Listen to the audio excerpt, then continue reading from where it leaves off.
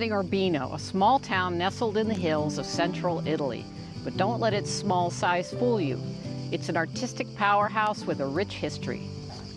Its golden age was during the mid-1400s when it was ruled by Federico III of Montefeltro, one of the best military commanders of the time, who became the enlightened leader of Urbino's transformation as a small town into one of the cultural centers of the Renaissance. One notable thing about Urbino is it's the hometown of the painter Raphael, who along with Michelangelo and Leonardo da Vinci is considered one of the most important painters of the Italian Renaissance. One of the really cool things about Urbino is it's really remained intact since the Renaissance, including its walls and its bastions. I'm really excited to go check it out. Where should we go first? Why don't we go to the Ducal Palace? Okay, andiamo.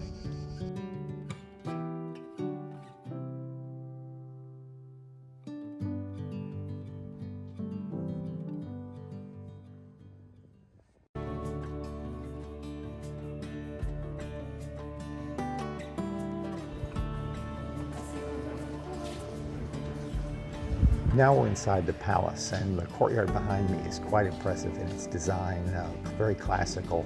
And the palace itself was considered one of the most lavish and most beautiful of the Renaissance.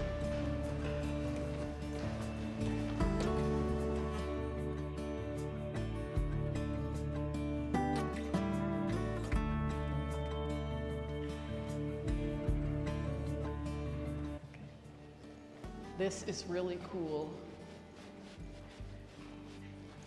It's like a little bedroom within a bedroom, and it's an alcove where they put the bed inside, and I think that this was the sort of matrimonial chamber of Federico and his wife. It's all decorated with plants and flowers and trees. So the idea is when you're lying in bed, you feel like you're in a lush garden. It's so cool.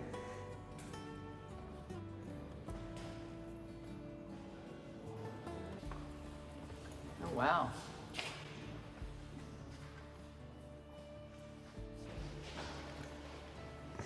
Something I didn't realize before we came in here is that this palace isn't full of furniture like it would have been from that period, like palaces often are. It's really an art gallery. And I might have been able to guess that from it's also called the National Gallery of the Arts of Marche. But it's got some spectacular art in here and really ought to be viewed as a wonderful art museum. So this painting is probably one of the most famous in this whole museum. And it's also probably one of the most famous by Piero della Francesca. It's called Flagellation of Christ, and he's being flagellated over here. But the interesting thing is your eye goes to these three guys in the foreground. And it's like, if it's called the Flagellation of Christ, what is that all about, and what is the significance of these guys?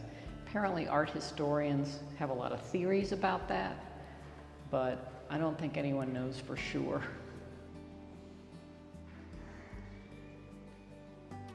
Here are a couple of amazing paintings by Titian. One is the Last Supper, and the other is the Resurrection of Christ. And the interesting thing about the Last Supper is most Last Supper paintings that you've seen, they're all kind of in a row and it's head on and everybody's, you know, at the table like that. And this is taken from sort of an angle. And when you get really close up, you can see all the detail of, it's almost like a still life. There's the wine and the bread, and it's all very realistic. I mean, there's even a dog down here eating a bone, and everybody's very kind of animated, and it's like a real dinner party. This is the room I've been waiting to see. This is the Duke's study, and it's spectacular in the way that it's decorated. It's done in these pieces of wood that make it look like it's three-dimensional because of the colors. Like down here where there are these doors, if I were to touch this, it's a flat surface, that it's almost impossible to believe that it's not a door that's open. And it's the same thing in the rest of the room, where there are tables with scientific instruments and books and all sorts of things that represented Federico and his humanistic interests.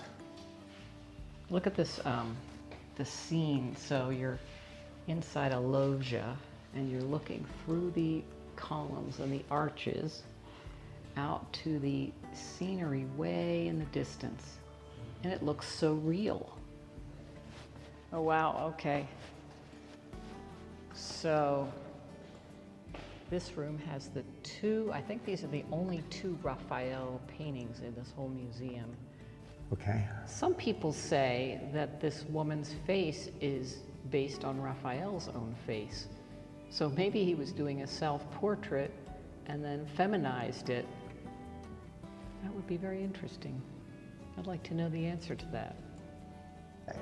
Here's a portrait of the Duke and his young son, and the most distinctive thing about the Duke is his nose, because he was blind in the right eye from battle, and then it is said that he had a surgeon cut out the upper part of his nose so he could have some peripheral vision to the side.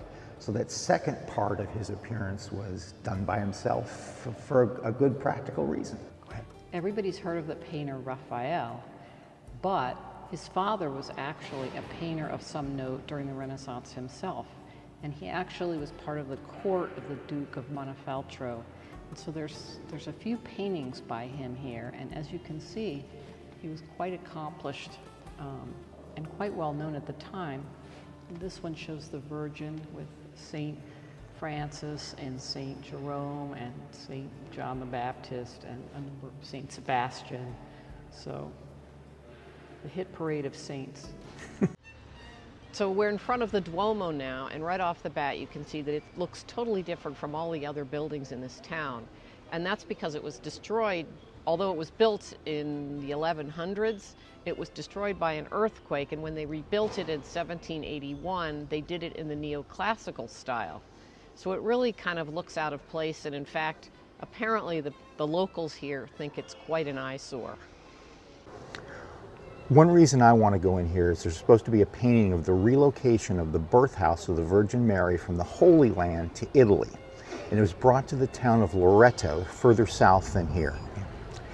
It's believed that angels brought the house here to Loreto, and now Loreto has become a big pilgrimage site from all over Europe, starting back in the Middle Ages. We've been in a lot of churches in Italy, and this one is a lot less ornate and more austere than any of the other ones we've seen, possibly because it does date from the late 1700s, and it has that neoclassical style. We're looking for the grotto beneath the church because a lot of artwork was moved here from St. Mark's in Venice during World War II to preserve it and prevent the Nazis from stealing it and to prevent bombing from damaging it. I wonder if this isn't one of the more original chapels, because this is more ornate. This one's more in keeping with sort of what you'd expect from a Renaissance church.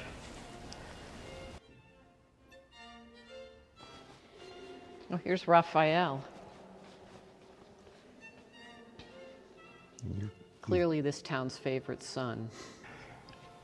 We've walked around the church and I'm really bummed that I can't find that painting of the relocation of the birth house of the Virgin Mary.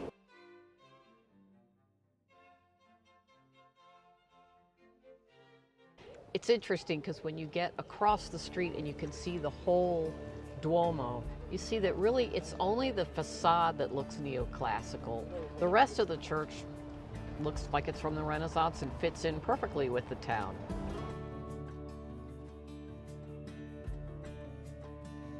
Are you ready for lunch? Yes, let's go find lunch. All right. We're headed to a popular sandwich shop that they make a sandwich that's very typical of this area. And apparently all the students love this place, so we're going to check it out. So we're at L'Aquilone, which means kite in Italian. And they have a lot of choices of sandwiches, so it's going to be kind of hard to pick which one to order. Ah, okay. Cacciota, prosciutto crudo, rucola. Yeah, zucchine no. Per non andare sul pomodoro fritto. Proprio la rucola, pomodoro gratinato? Sì. Perché no? Perché no? Mangiate qua? I am having a cresciola scogliata, and that is like a piadina, which is a flatbread they eat further south of here. But this is something that's typical to this area. So it's like a flatbread, but when the dough is made, they put lard in it. So the result is a bread that's actually more like a pastry. It's very yummy. And mine has prosciutto as well as cacciotto. And cacciotto is a local cheese. And it's a soft cheese made out of mostly goat's milk, but also a little bit of cow's milk.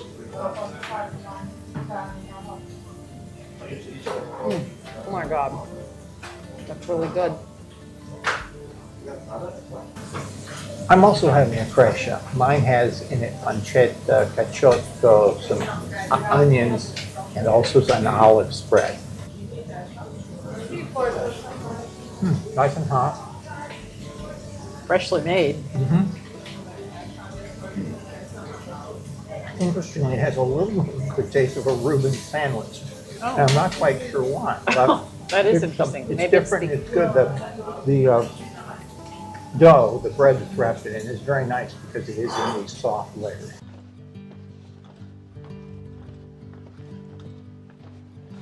We're on our way to two Oratori, which are supposed to have great artwork inside.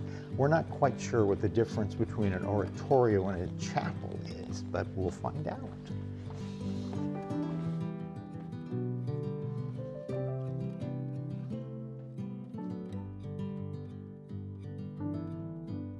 The Oratorio di San Giuseppe is famous for this presepe behind me, or this nativity scene, and it's carved out of the rock. And the figures are incredibly lifelike, and they are carved out of the tuff and pumice stone.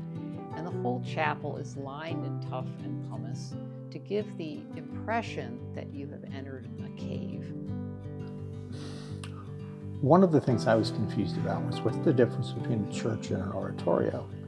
And it turns out an oratorio is more of an organization of people who then have this special building. It's a little bit like a Masonic Lodge or a Rotarian group, because the purpose of this organization was to provide for underprivileged children originally.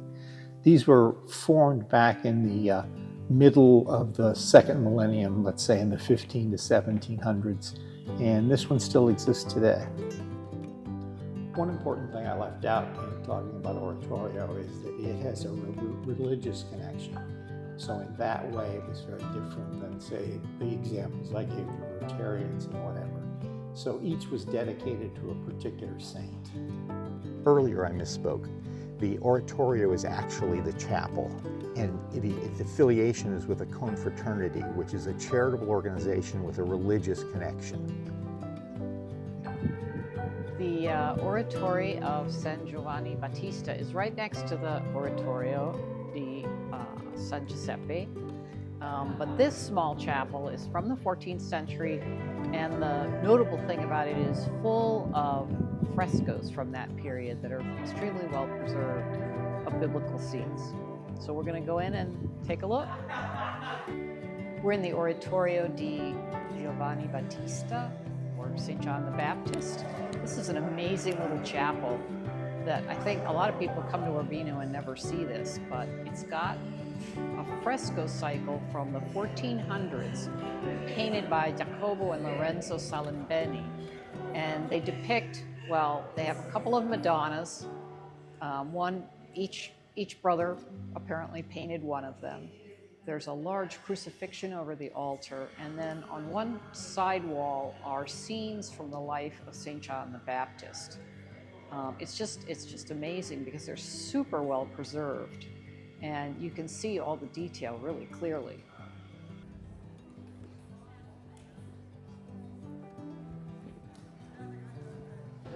You want to go see Raphael's house next? Yeah, I think it's just right up this hill, so Okay, let's go see. let's do that. We're standing in front of the birthplace of Raphael, one of the most famous painters of the Renaissance. He was born here in 1483 and lived here until he was a teenager. He was taught to paint by his father, Giovanni Santi, who was an artist in the court of the Duke of Montefeltro. He then went to Perugia as an apprentice and later to Florence. At the age of 25, he was summoned to Rome by Pope Julius II to paint 4 rooms of frescoes in the Vatican. Today, these frescoes are some of the most famous of the Italian Renaissance. Raphael only lived to be 37. He died of a fever in Rome in 1520. Although the house looks fairly unassuming from the street, it's actually large and quite grand. His family must have been fairly well off, which is not surprising since his father was in the court of the Duke. There are not many artifacts remaining in the house from Raphael's time. One exception is this fresco of a Madonna and Child that is attributed to Raphael when he was a teen.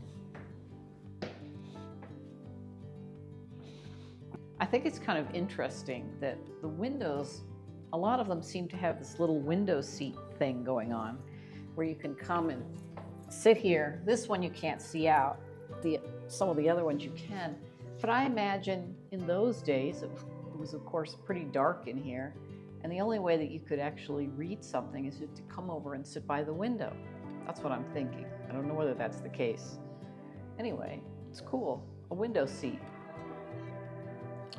Right now we're in the courtyard of the house, which in an interesting way is not at the ground level, but it's the level of the second floor, because the house is built into the side of a hill. The other really interesting thing about this room is that the house of Raphael's mother was behind it, and it was attached to this house when she got married to Raphael's father. So you can see that they essentially were neighbors, but their house was a little bit higher on the hill behind the house. This is really interesting. We just stumbled upon it. It's the mortar and pestle that was used by Santi, Raphael's father, to mix his paints. And in here they have some examples of the powder that was there after it was crushed, but before it was turned into the liquid substance that's used as the paint.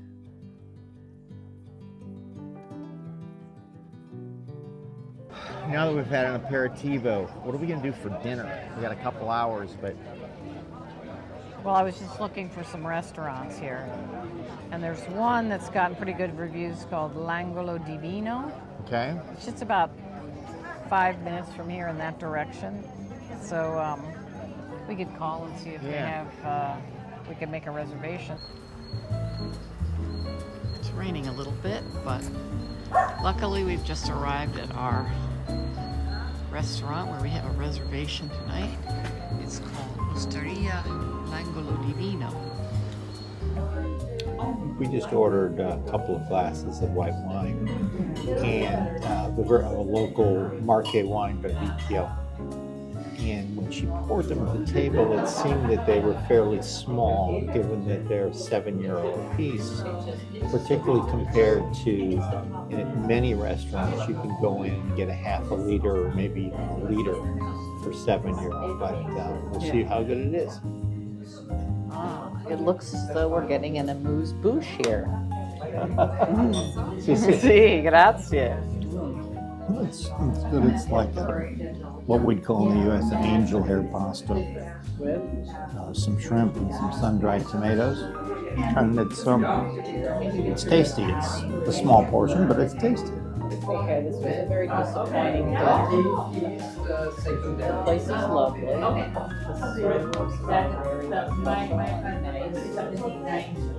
But I ordered some that cost €17. So this is way more. Not even appetizer. Yeah, I was thinking it's second.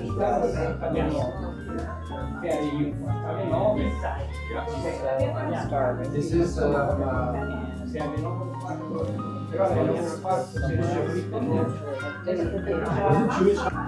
Well, we've come into our second restaurant of the night, and I feel like I'm ready to order more than I usually do at any restaurant. I have a primo, a secondo, some contorno, a side dish, probably some dessert. No, you're not having dessert. I feel like that little portion we had in the first restaurant really just got my appetite going.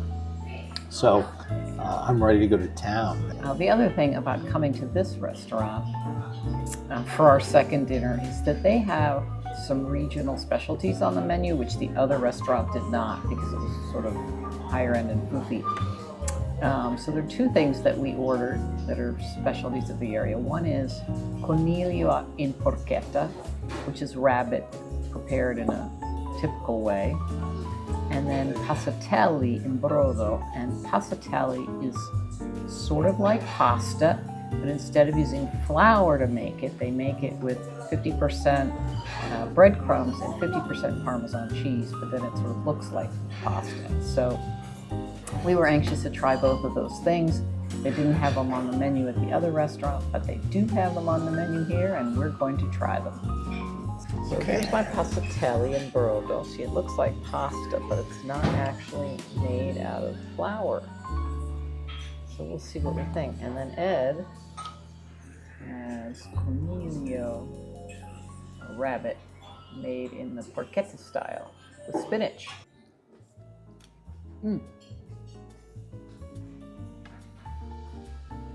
So it has more taste than normal pasta because it is made with 50% Parmesan cheese.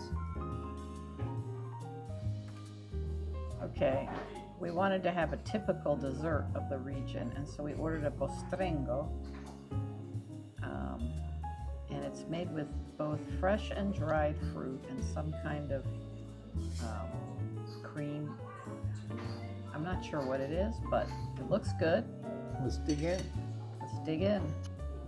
Yeah, I guess we didn't like that very much.